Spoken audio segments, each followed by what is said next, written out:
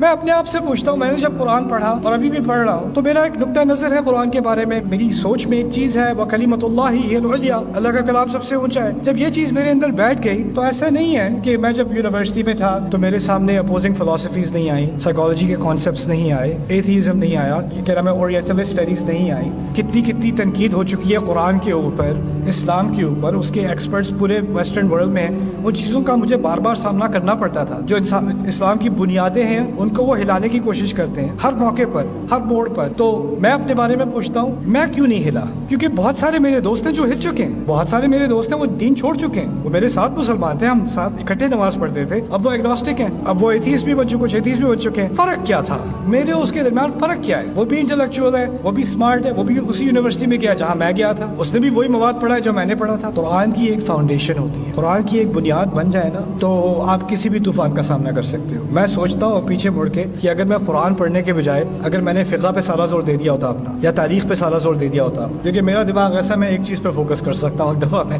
تو مجھے کیڑا لگ گیا، میں نے قرآن پہ فوکس کرنا ہے۔ قرآن پہ فوکس کرنے سے اللہ تعالیٰ نے مجھے بچا لیا، اسی کی وجہ سے وَلَن تَجِدَ مِن دُونِهِ مُلْتَحَدًا، اس کے سوا تمہیں کوئی بچنے کی جگہ نہیں ملے گی، اس کے سوا کوئی پناہ نہیں ملے گی۔